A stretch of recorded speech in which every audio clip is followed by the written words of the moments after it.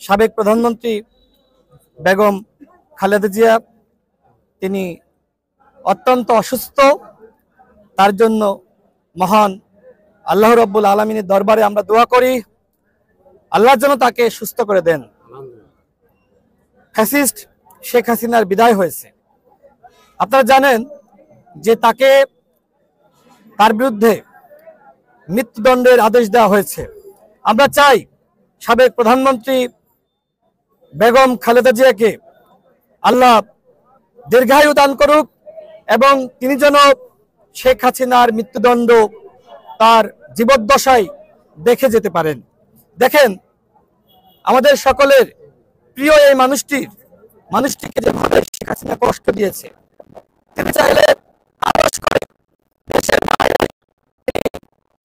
চলে যেতে পারতেন, কিন্তু তিনি কখনোই দেশ ছেড়ে চলে যাননি, কখনোই শেখ হাসিনার সাথে আপোষ করেননি, যে কারণে তাকে বলা হয় আপোষহীন নেত্রী।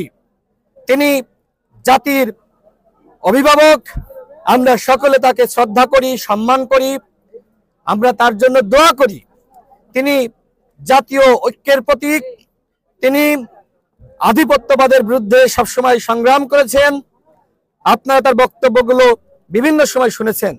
তিনি সবসময় বলেছেন, ভারতীয় আধিপত্যবাদের কাছে আমি মাথা নত করব না, প্রয়োজনে ক্ষমতায় যাব না। আমরা এরকম নেত্রী চাই, এরকম নেতা চাই, এরকম রাজনৈতিক নেতৃত্ব চাই। শেখ হাসিনাকে শুধুমাত্র হাসিনা বা আওয়ামী লীগ এইভাবে কষ্ট দিয়েছে আমি এটি মনে করি না। মূলত ভারতের নির্দেশনায় তাকে এইভাবে কষ্ট দেওয়া হয়েছে এবং আওয়ামী লীগ যেটি মনে করেছিল যে বেগম খালেদা জিয়াকে কোনোভাবেই বাইরে রেখে তারা এই ধরনের একতরফা নির্বাচন করতে পারবে না, যে কারণে ভারতের নির্দেশনায় তাকে এইভাবে মিথ্যা মামলায় গ্রেপ্তার করা হয়, শাস্তি দেওয়া হয়। দেখেন, রাখে আল্লাহ মারেকে। আজকে হাসিনা যেভাবে আনন্দ ফুর্তি করছিল, যেভাবে বলছিল শেখ মুজিবের কন্যা কখনো পালিয়ে যায় না, আজকে দেখেন সেই শেখ হাসিনা কিন্তু পালিয়ে গেছে। বেগম খালেদা জিয়া তিনি অসুস্থ হতে পারেন, কিন্তু আজকে দেখেন তিনি কিন্তু পালিয়ে যাননি। তিনি বিজয়টা আমাদের সাথে উদযাপন করেছেন। তিনি এখনো পর্যন্ত বাংলাদেশে আছেন, এটি আমাদের জন্য অত্যন্ত আনন্দের।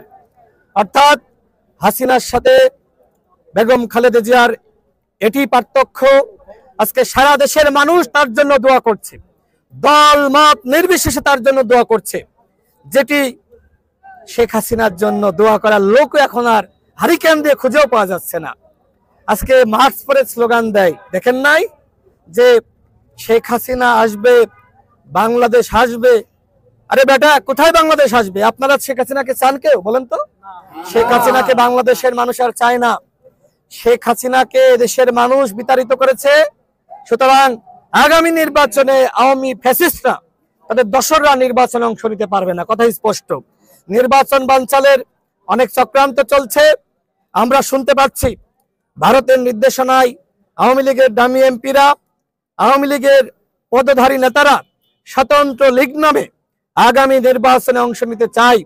আমরা কোনো দামি এমপি এবং স্বতন্ত্র লীগ নেতাকে নির্বাচনে অংশ নেওয়ার সুযোগ দিব না। বাংলাদেশের জনগণ সচেতন এবং সোচ্চার রয়েছে। সুতরাং যারা দামি এমপি হওয়ার খায়েশ যাদের এখনো রয়েছে, যারা জনগণকে বিভ্রান্ত করতে চান, তাদেরকে আমি হুঁশিয়ারি উচ্চারণ করছি। রাজনীতি করবে গণ অভ্যুত্থানের শক্তিরা, দেশ চালাবে গণ অভ্যুত্থানের শক্তিরা।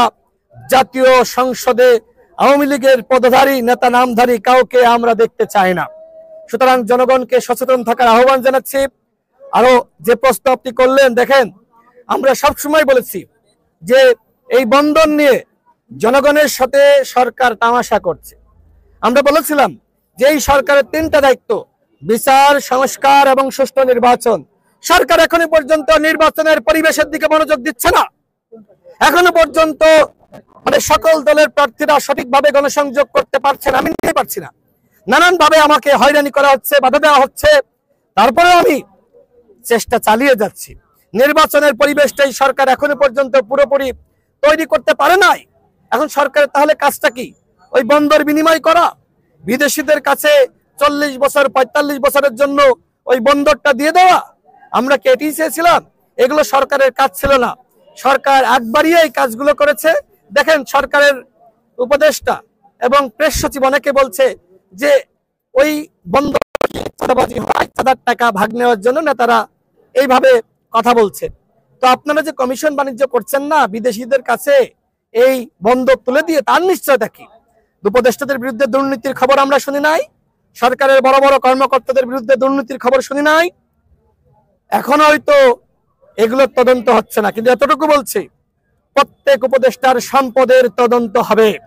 আগামীতে যে সরকারি আসুক না কেন, যারা পরবর্তীতে নিয়োগ পেয়েছে বিভিন্ন জায়গায়, বিভিন্ন দপ্তরে কিংবা দুদকে বা বিভিন্ন সেক্টরে, এদের প্রত্যেকের সম্পদের তদন্ত হবে। সুতরাং কতটুকু ফেরেস্তা আপনারা, সেইটা আগামী সরকার আসলে দেখা যাবে। আমরা এর আগে মানবিক করিডোরের বিরোধিতা করেছিলাম, আমরা বিদেশিদের কাছে এই বন্দর তুলে দেওয়ার বিরোধিতা করেছিলাম।